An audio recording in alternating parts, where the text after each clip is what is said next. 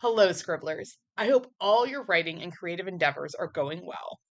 I just finished, like less than 30 minutes ago, a revision that has taken me so very, very long to get done. But it's finished, and I just have this feeling of relief and freedom in knowing that I've really put my heart and soul into this book.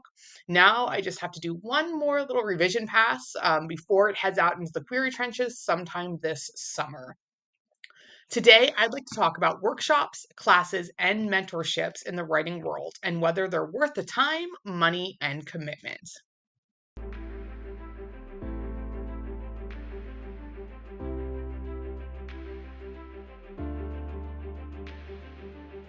So, full disclosure, I'm a workshop junkie. I love workshops. I love learning new things. I like hearing different viewpoints, expanding my understanding of the writing process.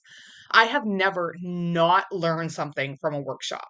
Sometimes I come back with my world completely changed. Other times I'm grateful for the experience and I've just had one or two small things that I plan on rolling into my writing routine.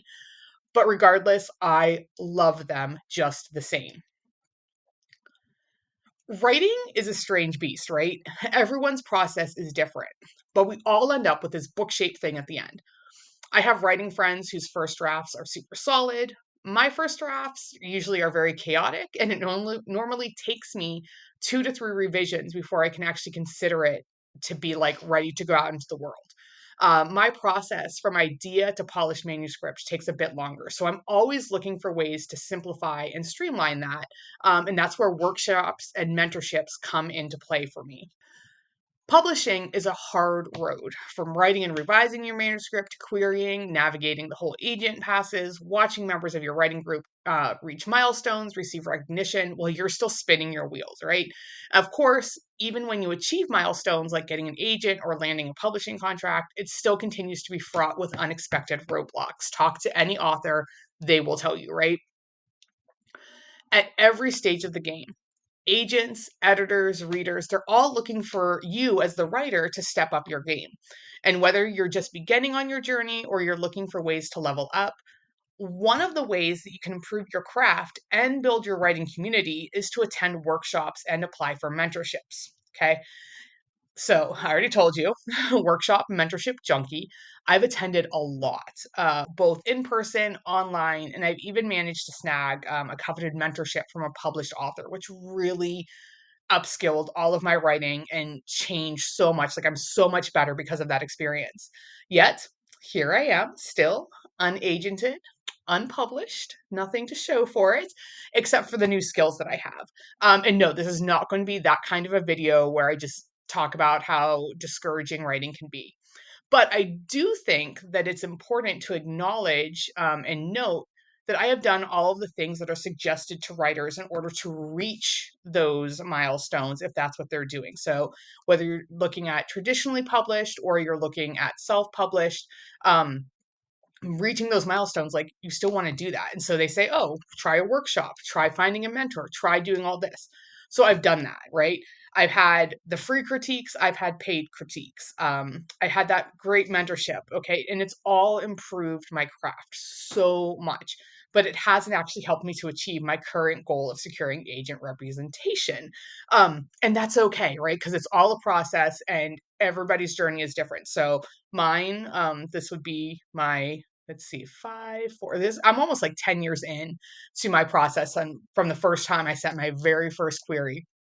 Um, I've had requests on all of my manuscripts, but in the end, the agent has always passed for one reason or another, which again, like that's how this works. I totally get it. So let's just talk about this a little bit more before we get into whether I think they're worth it or not, which, spoiler alert, I do. Workshops and mentorships are not direct routes to becoming a published author. We used to see a lot of social media posts from mentees, especially from Pitch Wars, if you remember that little gem. I don't think Pitch Wars exists anymore. We have things like RevPit that have taken its place, and I've seen trying to get pitch contests going on some of the other social media platforms, but it just never quite has that same momentum that the original OG Twitter did, right? But you would see posts from those mentees that were just kind of catapulted from obscurity into having an agent and being published. And those are always really good feel good stories, right? We all love seeing those because it makes us feel like, oh, it's possible. Like it worked for them, it can work for me. And we need those. But the majority of writers still get traditional representation the old fashioned way, which is trudging through the valley of query hell, right? Um, so I think it's important to note that while workshops can be absolutely amazing, it doesn't actually mean you're going to get a publishing deal or an agent or have a bestseller or things like that. It's just ways that you can better yourself, which in the end should always be one of those goals as a writer. Like we just always want to do better. Should be one of our goals as human beings that we always want to do better and keep learning. Before we go any further, I want to address the privilege involved in being able to attend workshops or take classes on writing. So, attending workshops isn't just about paying the fee for the workshop. You have to take into account travel, possibly childcare, transportation, hotel fees, the cost of eating out. Many places, I'm going to give you some examples later on, offer scholarships for the workshop fees, which is absolutely fantastic. Fantastic, and I love that they're helping to bring more writers in who maybe don't always have the funding to attend these things. But even with that scholarships, many can't afford all the rest. If they have to get on a plane and fly across the country to attend that workshop, that's a huge cost. If they have to find somebody to take care of their kids, or in my case, take care of my pets, um, that's all more costs that are being put in. So keep all that in mind. Being able to attend the workshop is one thing, being able to afford to attend is another. All right, now we have all the fine print out of the way. I have my three big takeaways on why I think workshops and mentorships are worth pursuing.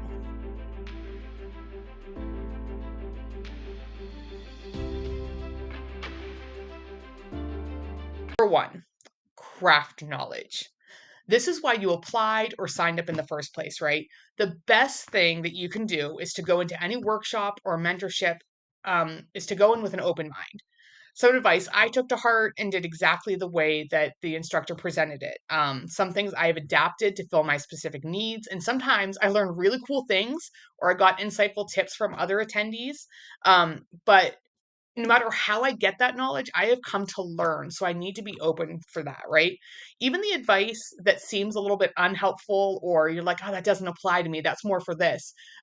Think about why you feel it's unhelpful or why it doesn't feel like it applies to you, and then see what you might change to make it work. Right. So it's those critical thinking skills. My teacher side comes out a lot here, right? The critical thinking, you got to look at and adjust the message of what you're getting. So have those discussions with your fellow workshoppers, the instructor, and sometimes that process of taking that advice that you're like, I just don't think this is for me, and really sitting with it could take a few hours or days or even weeks. But the more you keep just kind of letting it sit in your head and percolate and sort itself out, you're really going to start to find just how useful it actually it is. Okay. I've had ideas that have been seeded into my mind at workshops. Sometimes it just takes me a long time to see the full wisdom and brilliance of them. Alternately, I've been at places in my own writing where I wasn't ready for that information or that strategy. It didn't apply to what I was doing. But then when I got to it, I was like, wait, this is what that person talked about, and I can apply it here. So I was very prepared. And I've really do feel that the best way to just go into any type of learning experience is to be open to learn. So much of our education system is based around this idea of like, oh, I have to learn this, I have to sit here. But we're setting ourselves up for failure when we do that. So, as an adult, for something that you're actually paying for, that you're really interested in, I think it's really important to go in being say, "No, what? No, I'm engaging with this. I'm going to be present. I'm going to listen. You need to put your phones away. Those kinds of things." Um, and this has really allowed me to just learn so many different things from different instructors, writers, and all of that. So I think it's important that you go for the craft. You're learning how to be a better writer. So that means learning ways that work for you, ways that don't work for you. That means listening, making those changes, sometimes putting your own ego to the side, pushing out of your comfort zone, and just doing it. So that's my first tip. Our second tip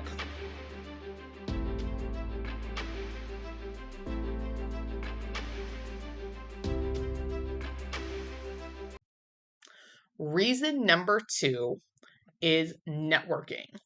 One of the big advantages of participating in these events is the chance to build your writing network. And we all want to build a really strong, thriving writing community because that's what helps pull us through all those difficult passes or not achieving those milestones that we desperately want to achieve, right? When we have those near misses, it's our writing community that we can fall back on and find that confidence to move forward, that reassurance, those kinds of things. So this was always a little bit of a tough one for me because I'm very much an introvert and I usually just want to sit and observe but not participate. So this is something I've had to actively push myself to do when I'm at an in-person conference.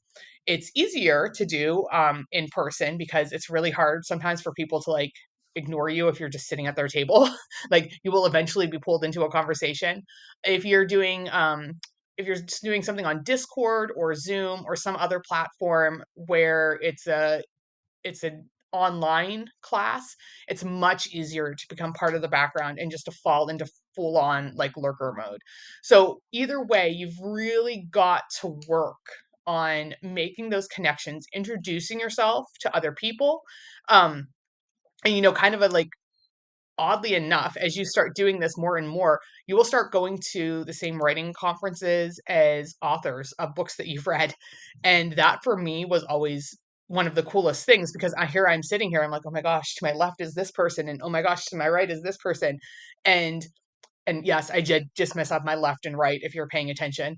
Um, but the whole point is that that always made me feel even more energized and engaged to be part of this and to introduce myself to them. And it usually started with, oh my gosh, I've read your book and I really loved, and I would tell them why I loved reading it. I've never had an author be like, oh, stop talking to me. They're always very excited to hear that you're excited about what they wrote. So don't ever be afraid to do that. But from there, it's always like, oh, how am I going to be friends with this person? This person doesn't want to be friends with me. I'm just a like podunk little person, and they're a published author or whatever qualifier they have with them, right? Um, and that's not what networking is. So I feel that there's this weird like movie stereotype that completely like bastardizes the entire purpose of networking. And it's not just introducing yourself to some big shot and like being like, here's my thing, like, let's get me published. That's not what it is. Okay. Instead, networking is really about making those meaningful connections between you and other writers, regardless of what their place is in the publishing food chain. It's about building your community. So you want to treat those people that you've never heard of with as much care as you would that New York Times bestseller or that favorite author that you just met. You're not going to ask them for big things. You're not going to be like, hey, can you refer me to your agent? Or could you talk to your editor about my story? What do you think I should do? Instead, I recommend offering your expertise. Let other people know how you're able to support them. For example, I am really good with horse stuff because I have a lot of experience with horses. It's actually my very first college degree is a Bachelor of Science in Equine Management. And I competed for many years of my life. I only just sold my horses a couple years ago. Um, it's kind of rarely been called upon, but I always let all of my fellow writers know that I'm absolutely willing to like help them navigate any bits in their stories that involve horses. And my critique partners definitely know that as soon as they put a horse into the story, I'm like, okay, here's what you got right, and here's what you should change, and here's what you should do. Um, so that's kind of like something I can do to help support them.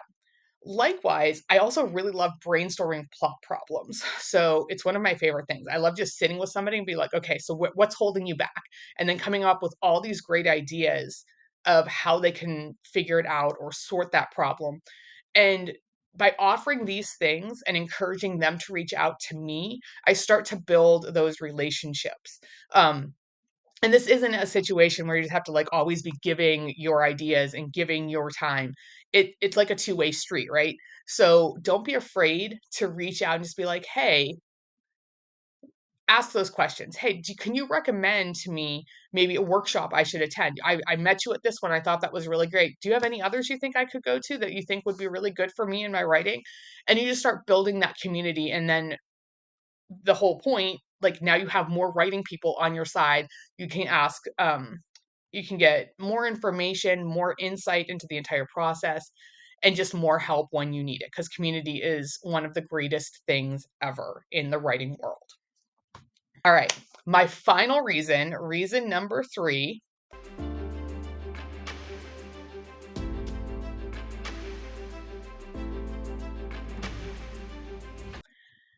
that I love workshops is that they help restore my energy. One of the best parts of participating in workshops, mentorships, is the energy that I get from them. So, like for example, in my mentorship, it was almost a lot of it was just the validation that this person chose me. I was like, oh my gosh, like I don't know how many other people they went for or how many other options there were, but they read my work and they had a vision of how it could be better. And that was just so refreshing, after many years of not being picked as a mentor or getting those passes in my inbox, things like that. So that always energizes me because I'm like, oh, somebody else believes in this. And sometimes it's really nice to have that outside validation coming in. Um, so that was really invigorating. When I'm drafting, I rely on my writing friends to cheer and scream over my snippets that I send them, like no context. Sometimes they're very clunky, but they cheer. And I, like many other writers, need that to keep going on. So, yes, I write for myself, but I still crave that recognition. And going to a workshop can help you find that. A lot of workshops involve time for like small group critiques or positivity passes, things like that, and so they really check that box off. So when I leave a workshop, I'm so excited to write because I've just had all these fabulous conversations with other writers. I've exchanged ideas. I've gotten encouragement. I've given encouragement. I've been shown new ways to look at things. And I am so refreshed and I'm ready to tackle whatever's been holding me up in my own writing journey. So whether that's a revision, querying, drafting, I always feel ready to conquer it. So the motivational high that kind of follows these work sessions is just so, so, so good.